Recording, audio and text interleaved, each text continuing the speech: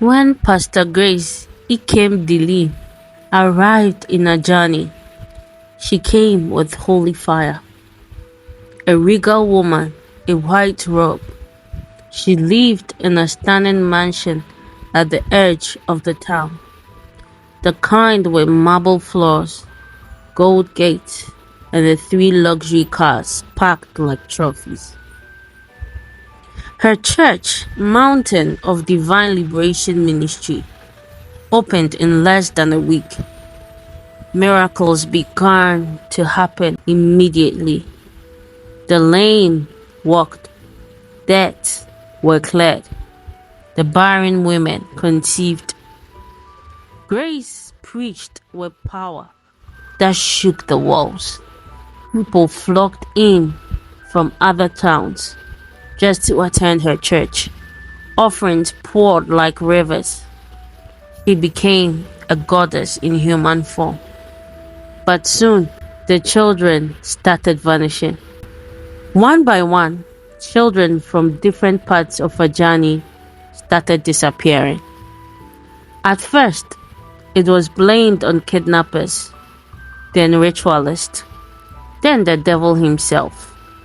But strangely, Grace always showed up with gifts of comfort, money, bags of rice, school fees for the affected parents. God is faithful, she would say, laying hands on the crying mothers. And somehow, her congregation grew larger with each loss. Only Papa Emeka wasn't convinced. A poor widower who lost his only daughter, Ifunanya.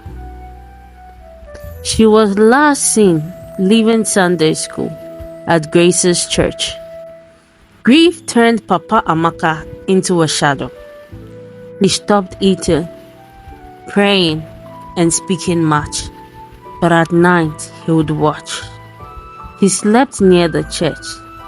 He walked the forest behind Grace's mansion. And one night, the full moon glowed like a curse. He saw it. A huge snake. A massive black-scaled beast slithered out from Grace's compound. Its eyes were like silver.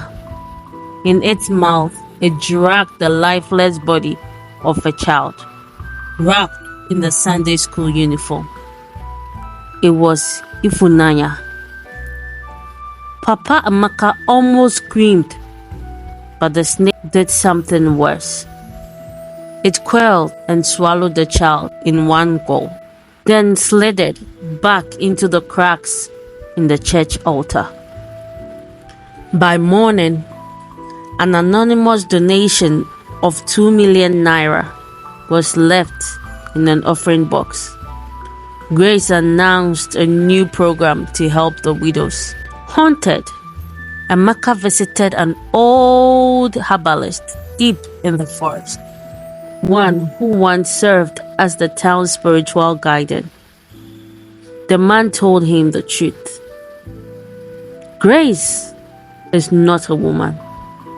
She is an Ajani, a serpent priestess cursed to gain power through innocent blood. She vomited wealth after each soul consumed. He gave Amaka a mirror carved from ancient wood. Show this to her when the moon is full. If she is truly a beast, she would reveal her scales. The next vigil night, Pastor Grace danced like fire. People screamed, testimonies flowed. That was when Papa Maka stood up. Pastor, he said, please lay your hand on me, he said, holding the mirror behind his back. When she touched him, he lifted the mirror. Her eyes turned yellow. Her robe melted into scales. Her tongue flickered, her true form. The congregation gasped. Some fainted. Others ran. But Amaka stood firm.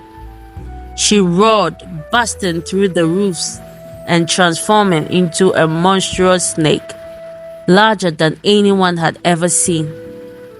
But the mirror, blessed with old powers, froze her mid-air.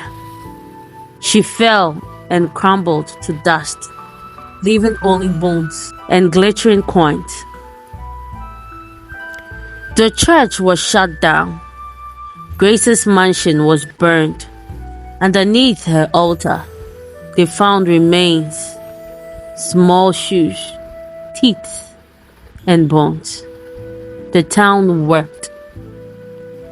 Papa Maka became a symbol of courage. A foundation was created in his daughter's name, Ifunanya's Hope, to protect children from abuse and trafficking. No more miracles came from Ajani after that, but peace slowly returned. Just know, not every hand that gives is clean. Not every miracle is divine.